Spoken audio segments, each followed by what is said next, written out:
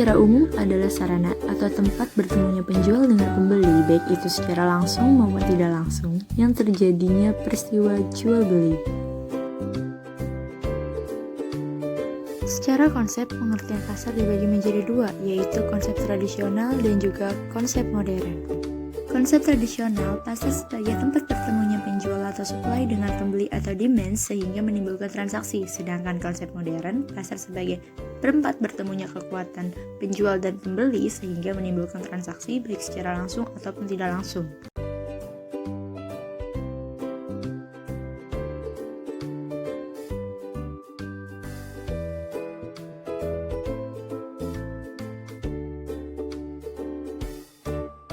Satu, fungsi pasar sebagai distribusi. Pasar sebagai distribusi berfungsi untuk memperlancar proses penyaluran barang atau jasa dari produsen ke konsumen. Yang kedua, fungsi pasar sebagai promosi. Pasar sebagai tempat untuk memperkenalkan dan menginformasikan suatu barang atau jasa, baik manfaat, keunggulan, dan kekhasan pada konsumen. Yang ketiga, fungsi pasar sebagai penentu harga barang. Dimulai dari pembeli yang membutuhkan barang atau jasa dan akan berusaha menawar harga diri barang atau jasa tersebut hingga terjadi tawar-menawar. Setelahnya terjadi kesepakatan dan terbentuklah harga pasar.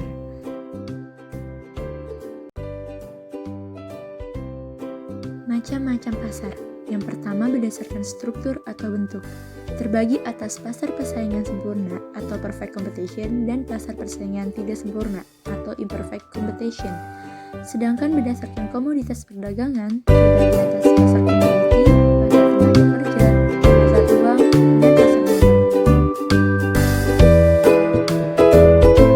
Pasar bentuk atau struktur dibagi menjadi dua, yaitu pasar persaingan sempurna atau perfect competition market adalah pasar yang jumlah penjual dan pembelinya sangat banyak dan juga produk yang ditawarkan sejenis.